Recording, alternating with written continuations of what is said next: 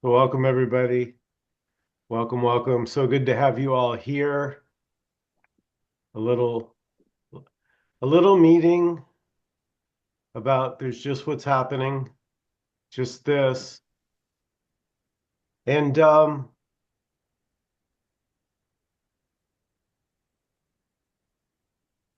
maybe what I think I know about this,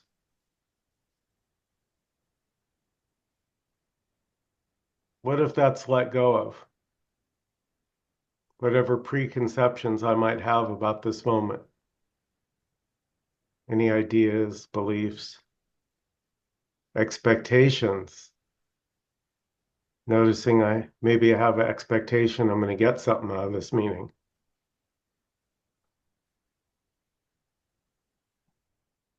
So we're just noticing. It's not a judgment. It's a different noticing is just at least here is just pure noticing. It's not a it's no right or wrong, it's just observing what's arising.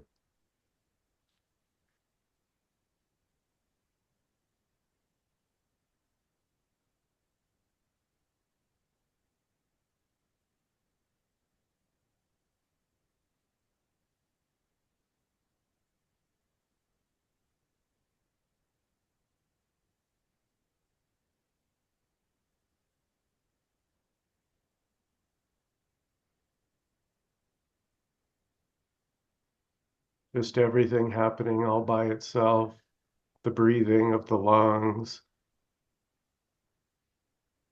the hearing, the seeing,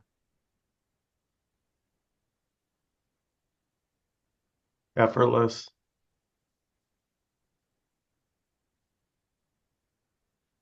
effortless and impersonal.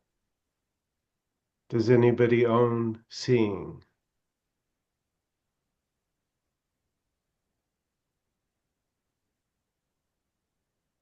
Anybody own hearing?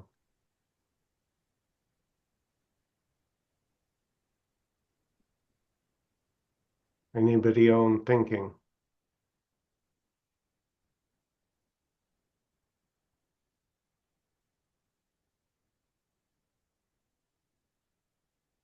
Reactions, the reaction to what's shared. Is anyone doing the reactions that come up, or are they just coming up as they come up?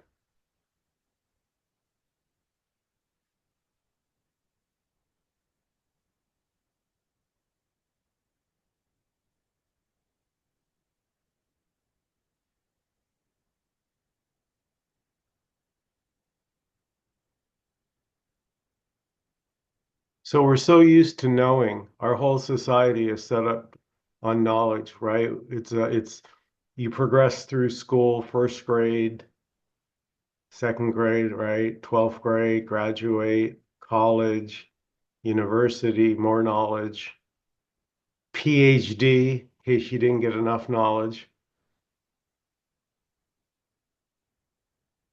So it can be noticed that the knowledge is endless.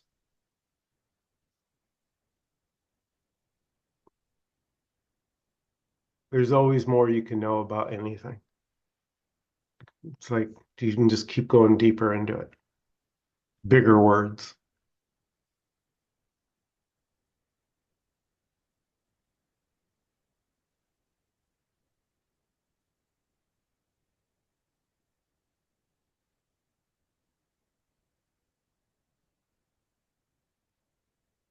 What's it like to not know? What's that like when you don't know something? You just don't know. Like if I said to you, what's in my hand right now? If you could you know what's inside my hand? You could guess, right? But you couldn't know. Nothing. You can't know nothing, right?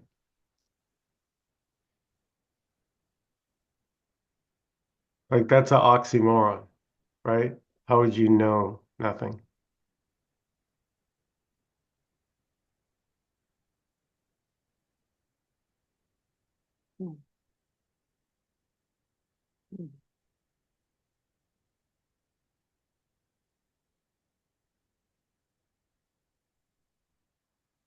Like, could there be a joy in not knowing, unknowing? Like you finally can breathe because you acknowledge that you really don't know. Like it's not like a negative defeat, like you're beaten down. No, you just like you truly don't know. It's like being super honest. You realize you can guess, the mind can imagine, it can think what it thinks is going on for sure. But that's why I like when Byron Katie asked the question in her little the work, right? She'll ask someone a question. Is it true your mother didn't love you? Oh yeah, my mom did not love me. Then the genius is, she asked the same question again. Can you absolutely know that your mother didn't love you? And sometimes there's an opening there, and the person will go, well, no, I can't absolutely know that for a fact, but so there's like a little opening there, like, oh, maybe it's not quite how I thought it was.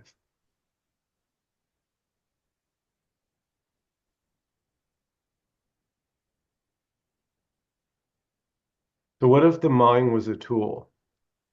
It turns out it was never you. It was like the best Swiss Army knife ever invented, the mind. Could do amazing shit. Look around. We're using the mind's technology right here. This somebody came up with this. That's the mind. So the mind is beautiful. And the error, I would say, as a seeker, was believing I was the mind.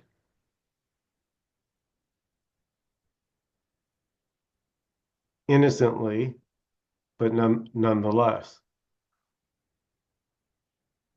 So as the mind goes, I go. So that explains why you'll hear sometimes seekers say, "Well, I had it and I lost it." You ever heard that? Ever heard that? Ever said that? Trying to get it back. So that's all from the mind's perspective.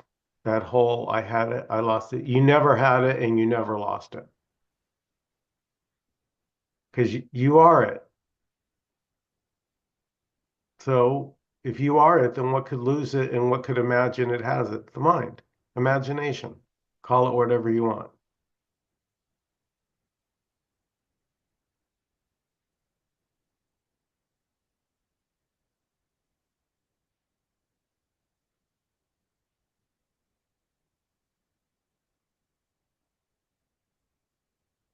And so the mind looks at this like it does anything else, right? If you have a project to do, the mind puts the steps in your head, right? Oh, I have to do this, and then this, like in the order. And so that's how the mind works. But that doesn't apply to you. Do you see the little trap? The mind tries to approach what you are like it would anything else through knowledge, right? Because that's how we get stuff is we learn, we study, get more information, and find out how to acquire it. But how do you acquire what you already are?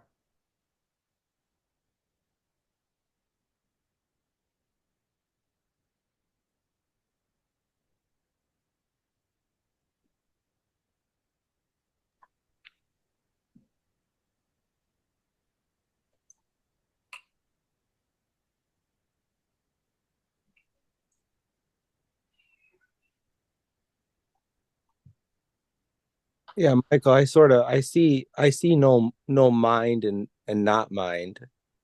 I see just this and this appearing as a mind and this appearing as beingness that may appear separate from the mind. So to say that you're not the mind it doesn't even feel like there's a you to be the mind or not to be the mind.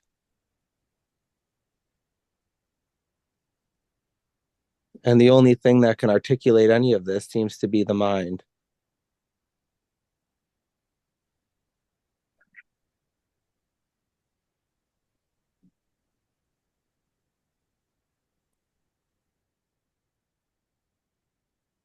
Yeah, it's beautiful, Amor, because the freedom now is you can express it however you like. Like there's no right or wrong way to say it. So that's a freedom right there.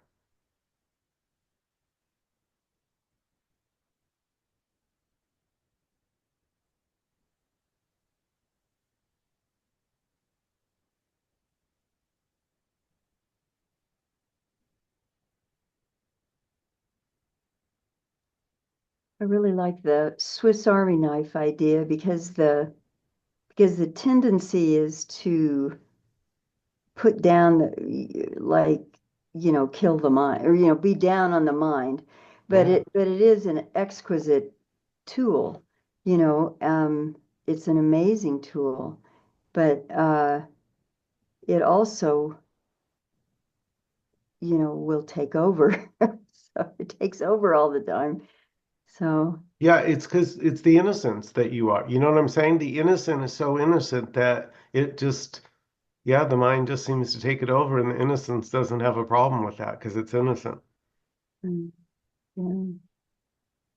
So it's the way Rupert Spira talks about it. I've heard him say it's like the mind borrows the light of consciousness and claims it as its own.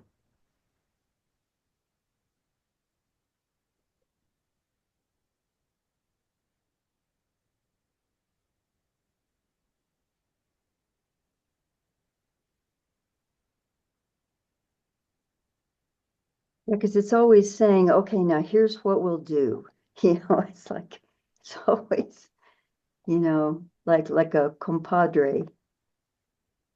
Yeah, and that works for normal daily grocery shopping, doing laundry, taking a shower. It works beautifully for all that. What it doesn't work is what am I or who am I or how does this all work? It's like beyond its pay grade.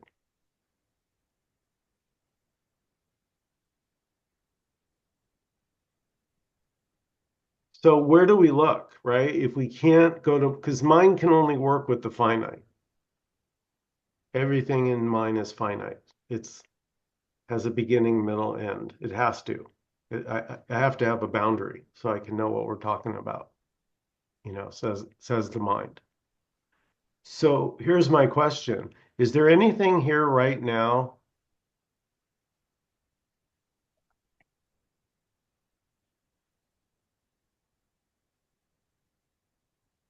that isn't a knowing? You don't need to know it because it's closer than knowing. Mhm. You are it. You are it. It's what's looking out these eyes. It's what was looking out the eyes when it's a baby, and it's looking out the eyes right now. The only thing that's changed is what? Our thoughts, isn't it? Mm. Isn't that the only thing that's ever changed?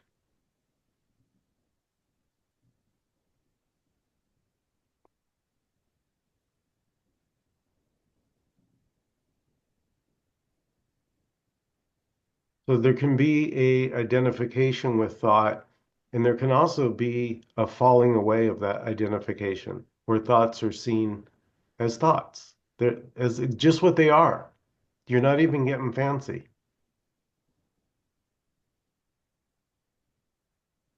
Like a thought is a thought and a toothbrush is a toothbrush.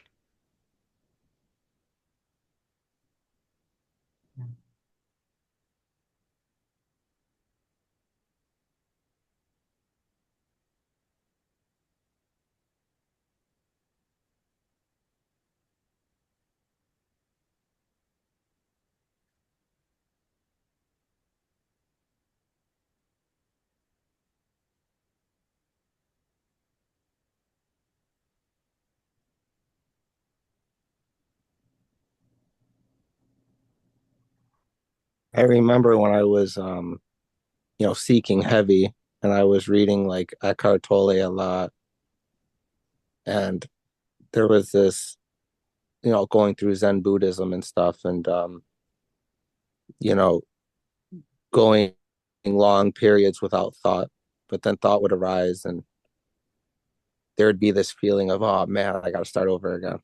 Hmm. And, it sort of feels these days that in some non-dual circles, like thought's a bad thing.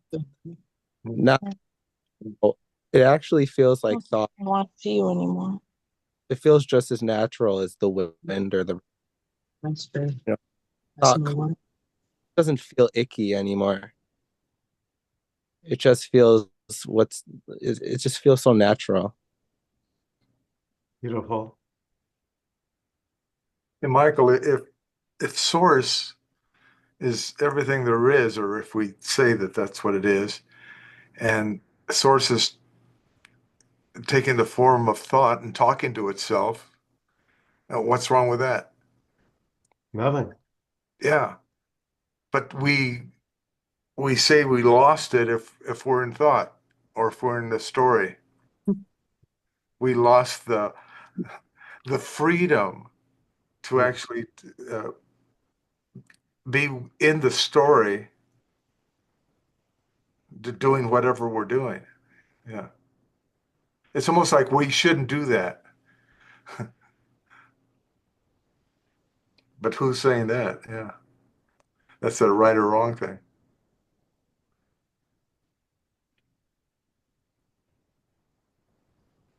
Well, only thought can come to that conclusion. And it Once doesn't know. Yeah. Like, do you see? Do you get the joke? Like, you never actually get anywhere. You get it? That's the joke. Like, it's the illusion of getting somewhere. Like, it's an appearance. It seems to progress. So there is progress in appearance. It can appear that way. This can deepen. This can deepen. You can begin to notice this. The more whatever you put your attention on, Yeah. you know, like Jenny says, whatever you give your attention to, like, multiplies because you're giving it energy, you're feeding it. So normally, habitually, our energy goes to thoughts, arguing with them, disagreeing with them, trying to get rid of them, trying to calm them, whatever. But there's a whole different way of being with thoughts. That's one of um, sort of allowing. It's a note. It sounds allowing. It sounds like there's a person who does this. There isn't. But it's the freedom I notice when the mind is free to do what it does, when I don't interfere. So if it's got a complaint, no problem. It's welcome to complain. If something's bothering it, there's not a sense that it shouldn't be saying that or it shouldn't be annoyed, but more of, okay, tell me about it.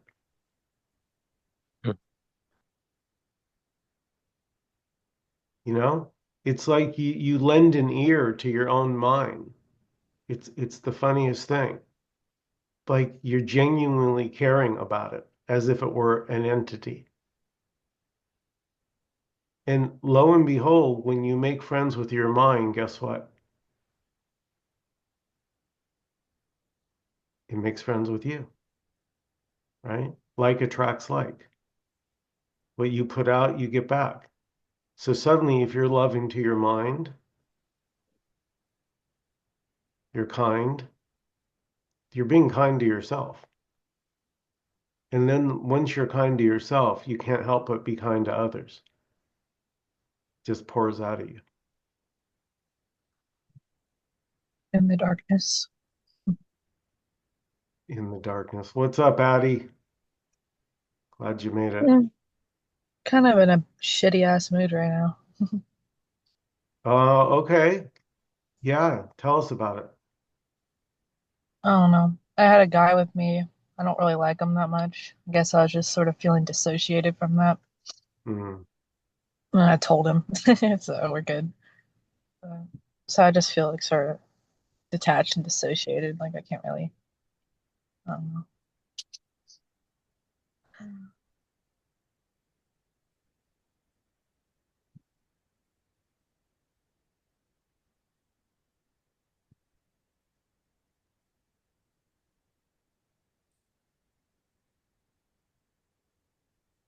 It almost sounds like acceptance is the answer.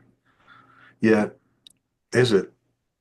Because even even the resistance is the answer. Well, it's just that there's nothing to land on. Yeah. So it's not a Yeah. conclusion. It's not it's this way or it's that way or you know what I mean? It's not like it's all allowance, it's not allowance. It's just whatever's happening is already happening.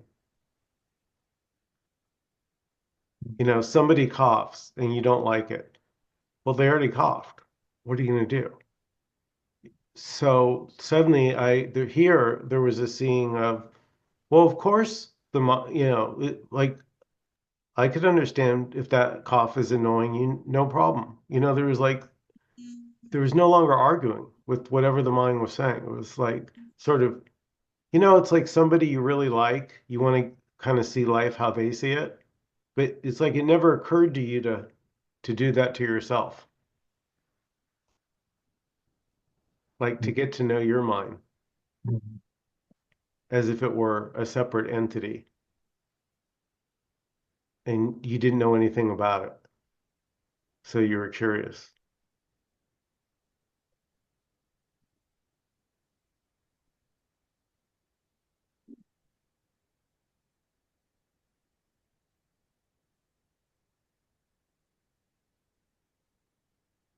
Some reason this is reminding me of the Thich Nhat Hanh thing of where he was saying to hold your anger as if it was an infant or a baby because it's you, it's me, it's my energy. Um, it's not this other thing, Yeah. that has to be. Of course, whenever have any negative emotion, I want to get rid of it, kill it, eliminate it, and Oh, so. so, But so it's yeah, it's all Stephanie, so can we, I just want to slow it down a little. yeah, So when you just said, well, I just want to kill it, get rid of it, right? yeah. So so let's look at that again, but what if there was compassion for that thing that was angry? Like suddenly you saw that it wasn't having a good time. It'd be like someone at a party and you see they're moping around or they're angry and they're not having a good time at the party. Mhm. So suddenly, instead of being annoyed, can happen, right? Nothing wrong with that. There can Mhm. also be compassion. Yeah. I think what it sort of comes down to is that compassion feels better. It feels better to be compassionate. So there's nothing wrong with anger, but doesn't it feel much better just to feel the compassion instead of anger? Yeah. It doesn't matter either way, but I'd much rather feel the compassion. Yeah, beautiful. I couldn't agree more. Yeah. Preference. Yeah. Yeah.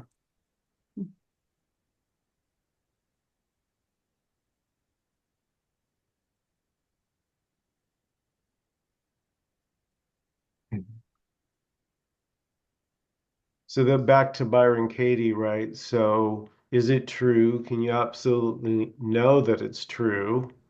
And then number three is how do you feel when you believe that thought? Mm. We take it personally.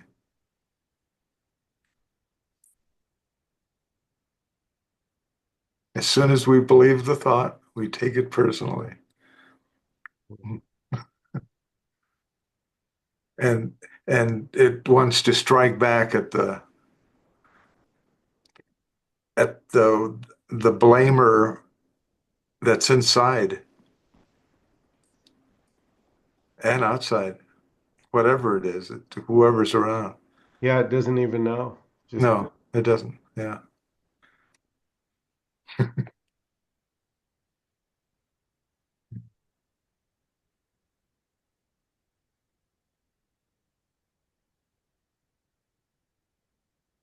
That's a hard one to get rid of, the anger.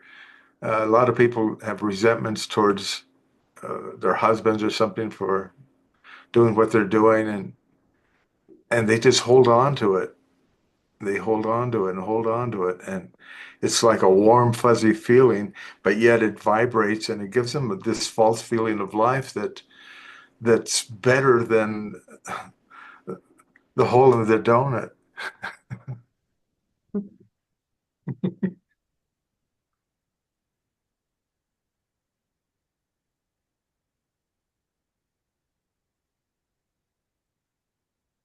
And you can't tell them anything. They have to want to actually no longer be that way, and that doesn't even help. It's almost like you're saying, it's like a flyby. When I identify with the bird that's flying by, it's my bird, I own it. As opposed to, it's not mine. It's not.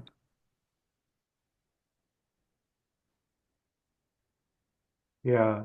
Yeah, this is this is a pretty strong message here because it's saying there never was a you in the first place. That Yeah. every body that's born seems to develop this sense of me. And as Leela posted today, one of my quotes, at a certain point, whether there was a me here or not, I, I, I just didn't care anymore.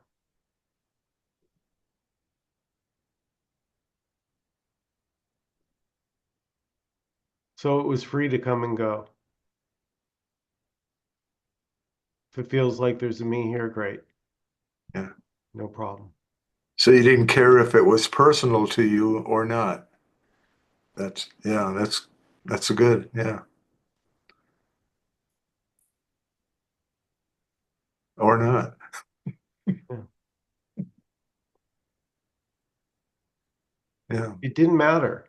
If there felt like a me here or not, the grilled cheese sandwich tasted delicious either way. Something was enjoying the hell out of it. You can call it a me, you can call it Fred. It didn't matter. What does it matter what you call it if you're, enjoying it? Mm.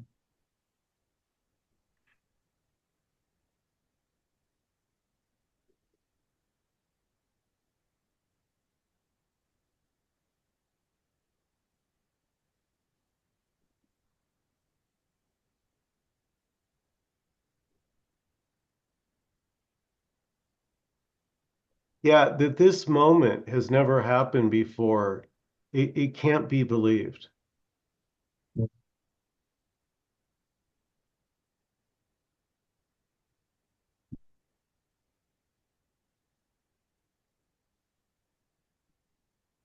There's really no time to do anything. There's just what happens.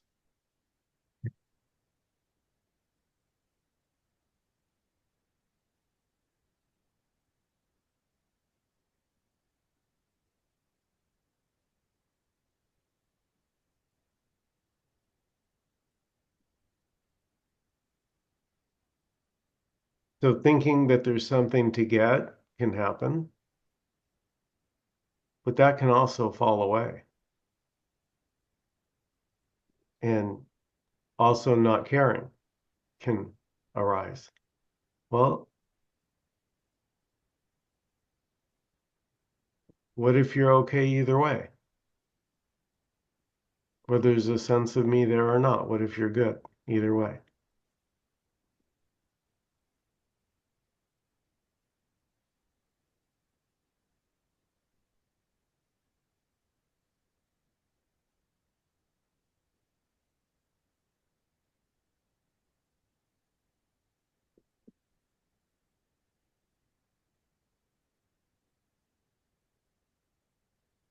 See, the illusion is that I have to do something to become He- to become enlightened. I have to do something. I'm not there yet. I'm just little old me. Well, hey, Sid, welcome.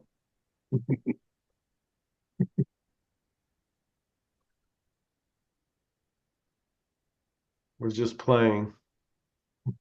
Guys like to play.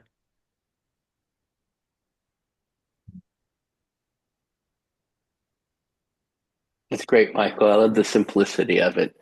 The illusion, the confusion is just that there's something that needs something I have to do, something that's something that needs to change.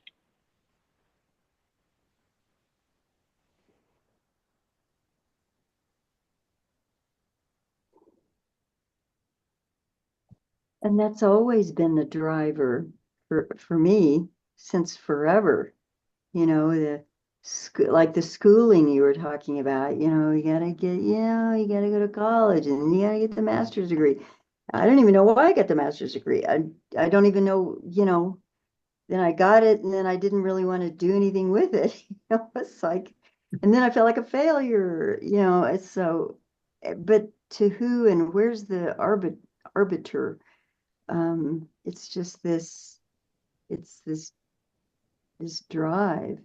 And lately I've just felt so like going around today, just it was amazing. I didn't have to do anything. Something was just driving my car around and doing stuff and shopping and looking at things. And it was amazing how little I had to talk about it or discuss it or figure it out.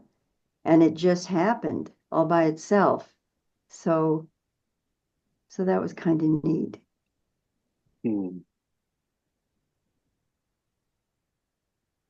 Yeah, beautiful, Stephanie. So what if that's still going on right now? It's just happening. Now, this is just what's happening. No one's doing this. Hmm. I notice sometimes I sit here and I'm like anxious. I don't know what, it's like, am I expect, I must be expecting to get something. I don't know what's going on, but I can feel an anxiousness um, of either, I don't know. I must be wanting to get something is all I can figure. Yeah, right, right. Sid, what would you say to that, Sid, if she's feeling anxiousness right now? Oh, see, I love he that she's feeling anxious. I play in this idea of this internal family systems where there's parts and there's beingness. And if there's anxiousness, it means there's an aspect of you that believes of something could be better, something could be different. We call that a part, something that there's a sense of want Mhm. here, and that we're believing that. And then it puts us in time, right? It puts us in the timeline, takes us out of Eckhart's now. We lose the now for time.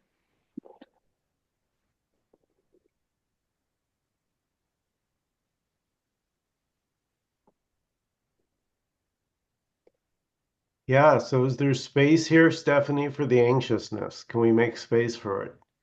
Can we invite it to the party too? It's welcome. Yeah. Mm.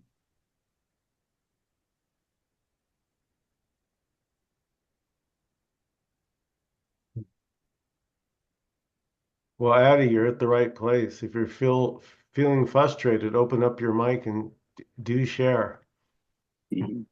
I don't think I have a good mic on this phone. We hear you great. It's the best All ever. right. Yeah.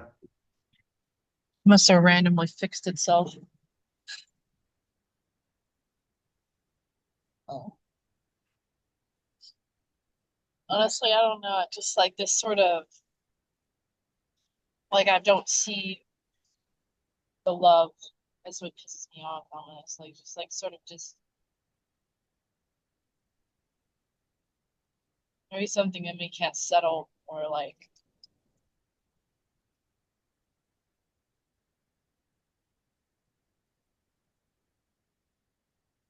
I'm tired, like always doing shit all the time.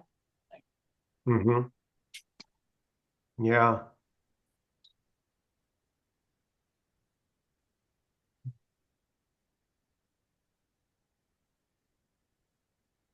See, what is here right now that's not a doing?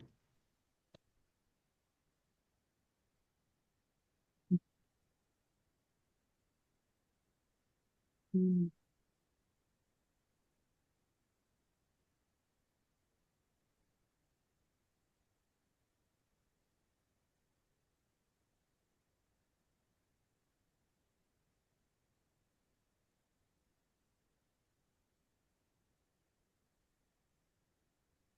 We can call it being.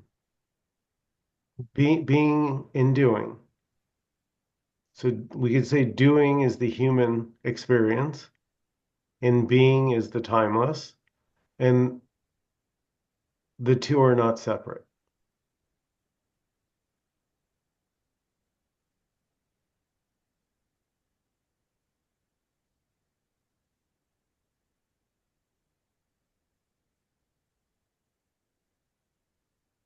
So if that's what's arising, Addie, frustration,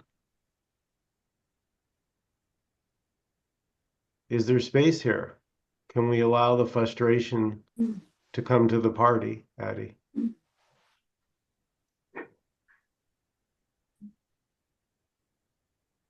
Pull on. Fire frustration.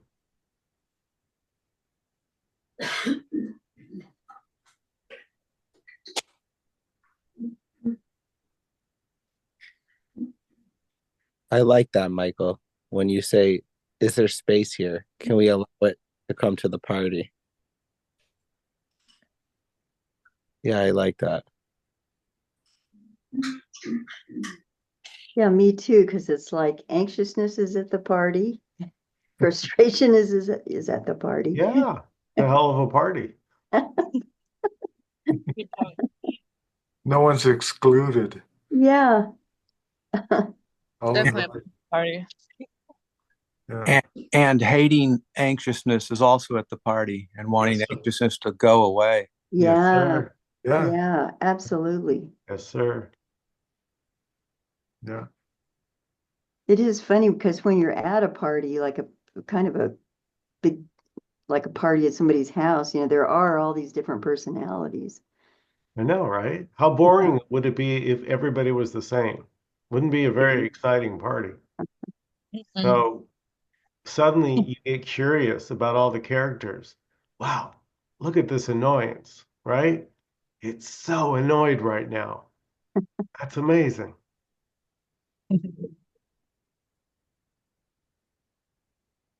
Has it all become, the way Rupert Spiro talk about it is he'll call all the content, all of this that arises, and he'll describe that in time the density, they become more and more transparent to the beingness that we are. And in your system, Michael, does it coalesce? Does it become dense? Does the frustration become dense, or is it more of just it's all the expression of this beingness at this point? How does it play? Well, I like the way Paul Hederman says it. Because he doesn't oversell it. He says it's simply Mm. traveling lighter. And I really like that because there's something to be said for traveling lighter. That's a beautiful thing. Yeah. So, because lighter means you're not so attached to anything. So the feelings can come. You have likes, dislikes, they're still there, but it's way less intense. It's much more less important to you. Mm. Yeah.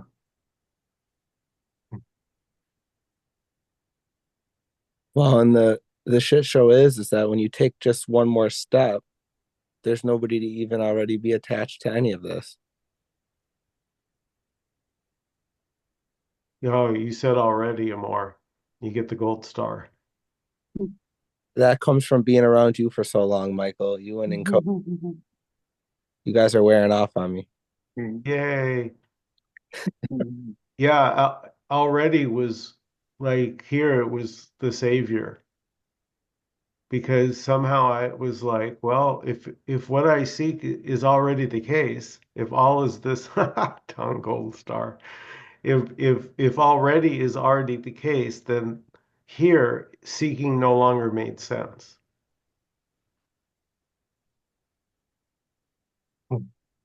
right? If there's only God, so all is God, or fill in your favorite word.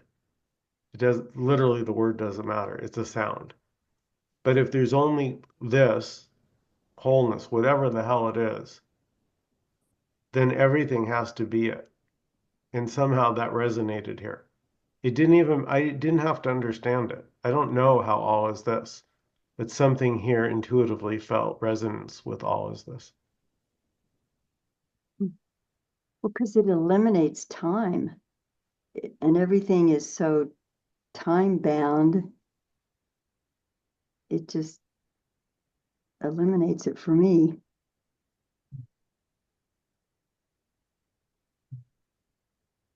Well, it's funny, right, Stephanie? Because when you actually go into time, you realize pretty quickly you don't even know what time is.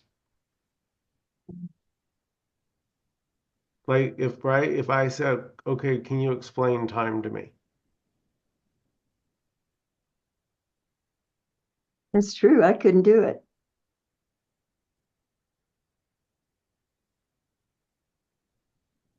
There was a thing on Google. Sometimes when I look for something on Google, these stories come up and it said, scientists have discovered there is no past or future. And I go, okay.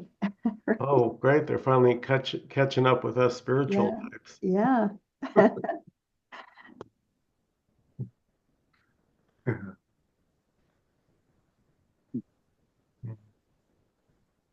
It feels like thought trying to figure itself out, but that beingness that we talk about, which is what would be beyond thought, it's not trying to figure anything out. Yeah, beautiful, Mark, because it's being. Being is Just, just being. it just is. That's it. Yeah. That's it. It's so gorgeous. It doesn't need to do anything. Like it's so beautiful in its simplicity. We Like, haven't used awareness much today, but I keep coming back to that because that's what you're describing, and being aware without any judgment, any any commenter, anything that's being said. It's just being aware. yeah, that's it. Yeah, you don't have to add. That's perfect. Yeah. It's just being, and this being is aware. Yeah. Human being aware. Beautiful. Yeah, and it's so freeing to come back to mountains or mountains again. So you know the Zen story, right? In the beginning of seeking enlightenment, mountains are mountains and rivers are rivers. And then you have a Satori, a moment where there's no mountains and there's no rivers, and you're saying, oh, it's all an illusion. They don't exist. You're not done because you got to come back and you get back into the human experience now, but it's seen from a whole different perspective.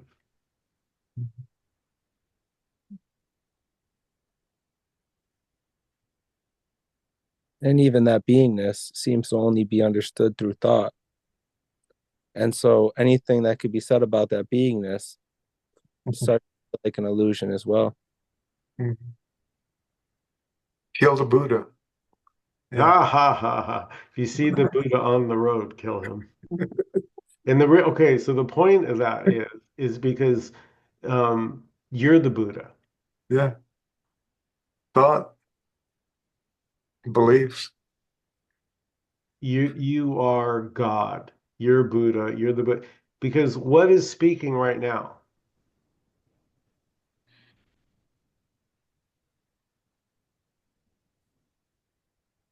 The one? Yeah.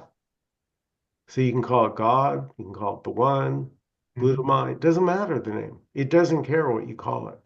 Yeah.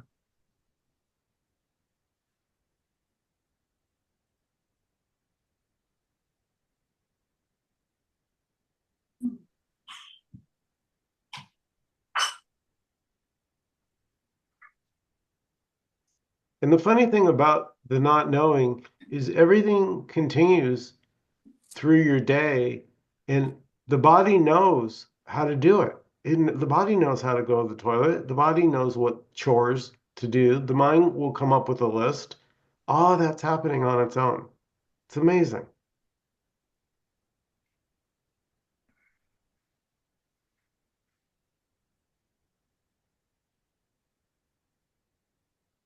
There can be a sense that, well, Michael, if I completely let go, like you're saying, and I'm not saying to let go, by the way, because you can't. There's already there's already no one there to let go. But there can be a resonance with this.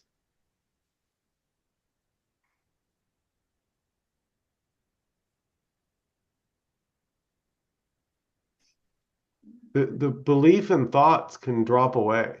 Like you can see that thoughts are blind and deaf, right? A thought can't see and a thought can't hear. So what the hell does it know?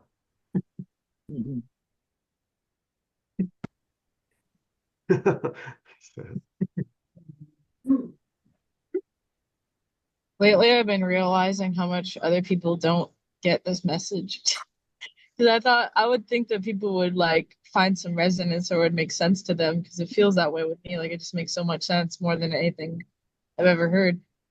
And I don't really talk about it too much, but like sometimes people like I don't know, they're wondering about I like mention non-duality and they're like, what is that? And then they're like, what the fuck are you talking about? Like I don't know, it just makes so much sense. It's just your thoughts are stupid. They don't know what they're talking about. They're like, what? I don't understand how they don't. I don't understand that it doesn't resonate for everyone. It just makes so much sense. Yeah. Yeah. I feel you, Addie. I look around and scratch my head and wonder how everyone else does it, because I can't. But I think it's in the minority. I think we're in the minority. Those that are, I would say, are ultra sensitive to the fact that there may be something else here that doesn't meet the eye, that draws our attention. And those are your seekers that they're drawn. There's a longing to discover their true nature. It's nothing that you're doing. It's just what's happening seemingly to that. But it doesn't seem super common. I agree. It seems there's just a few of us weirdos that for me it was not optional. Seeking my true nature was felt mandatory. Like I couldn't Feels that rest. way, yeah. Yeah. Yeah. I mean, there's just the intuition here that knows that something this isn't real. It's obvious. You know what I mean? And like something suspiciously unreal about it. Yeah, Addie, what is that? Because that's right. You guys have heard me say I couldn't put my finger on it, But it's louder than like anything else, I guess. right? But you can't put your finger. Something feels off about life.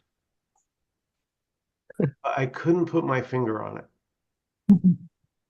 Because it's impermanent. Okay. Yeah, This Michael, I completely agree with what you said, Mike and Addie. From from here, it doesn't. I used to feel that way. Those thoughts used to arise. Like, how do they not see what I see? How do they not want to see what? But sort of, it doesn't feel like there's a me and a them anymore. Like a me who's non-dual and a them non-dual. It's just what's naturally arising. It's just it all feels so natural, no matter what they seem to believe in or the way that they live their life. It just doesn't seem to matter to me anymore. I mean, I don't know why it would, you know. Everybody seems like everybody is resonating to something.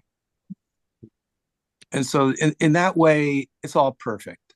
Everyone is resonating to something. So we're resonating right now to a non-dual message, and somebody else is resonating to something else. And since there's no separation, it's just all resonating. As is. Last night I was at a Catholic theology group of Dominican friars, and they were talking, and it wasn't a non-dual message, but I was resonating with them just like I resonate here. I was resonating with that message in that moment, and now I'm resonating here, and tonight I'll be resonating with who knows what. So I think we're all resonating 24/7, and so it's one big resonance. And the trick is just resonate where you're resonating. Maybe resonate there, and you'll be okay. No, Don, I love that because you could say, just to tell a story, the burglar that gets up at 4 a.m. to rob houses, that's what resonates for him. Michael, I have a thing to say. Yeah. You have the voice of someone that would read like from a children's book. Like you would read from a children's book. You got a good voice for it. Me? Yeah, like if you read from like a children's book. Oh, thank you. Well, that could be your next book that you read, Michael. You start doing children's books. He's got the Well, perfect voice. I don't know why. he is. I'll give you a hint. The next guy I'm going to read, if you want a little preview, he has been accused of wearing a diaper. Oh, that guy, the yogi. Oh, Ramana. Ramana Maharshi, Shri. Maharshi, Is it the book I am that, or I am this, or I forget the Well, I name. am that is Nisargadatta. Yeah, Sargadata, but he has one that I am. I forget the name of the book. But I used to be a follower of Ramana for years. I used to have his necklace with his face on it. No, Wow. yeah. So I ran into a quote today. It said, when Moses asks God, "What is your name?" He says, "I am that I am." Right. And so I read this quote. It said, his interpretation was, "I am that I am, and all reflections are me. Therefore, none can be false before me, for I am all there is." I like that. John, can you Yeah. send me that, please, on Facebook? We Yeah, message. That sure. is gorgeous. I'm going to post that thing.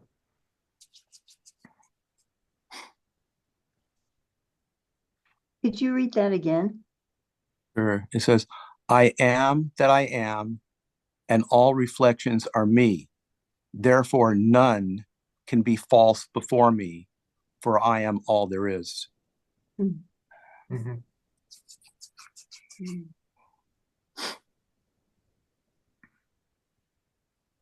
I resonate with that. But another person may not be resonating with it. They may be resonating with, "I have to go rob something," right? So, and really, I mean, I don't know. Is there a difference? I mean, like, really? I mean, it seems like, yeah, I like this better. I think this is more productive to resonate with this and the other. But talk about, is there really no difference? Well, I like your thing, Don, about all there is resonance. I love that. So there's just resonance, resonance in a minute to go to the toilet, There's just, right? I feel like there's too much words at that point. I'm resonating to go to the bathroom right now. Well, but isn't it kind of like that? Like suddenly the feeling, like an urge, kind of you start resonating, like, I better move it. What a joy. Hungry too. What? When you get hungry, Mm-hmm. all of a sudden, your taste buds go to, Yeah, what you should I start. have? What should I have? Yeah, It yeah. just, Beautiful. What will satisfy me at this moment? Yeah, Yeah. Right. What are you resonating with? yeah. I'm resonating with waking up at 4 a.m. and going and robbing something. Yeah, Oh yeah, more. Do it. Just kidding. get in line. And not having to work for a year or something. Yeah. Yeah, yeah. So that's the innocence, you know? The robber can't help it. That's just the innocence. You know, there's just the beingness doesn't have a preference. It's free to play as it plays. Yeah, the robber is projecting. It's constantly in its mind projecting what will come, how it'll make its life more meaningful. Right, but how is that any different than a seeker? It's not. It's just a different object. And Exactly. you might do it within the law so that you won't have to have prison time. Yeah. Be Wow. handcuffed, taken away. Any last comments or questions before we close out this evening?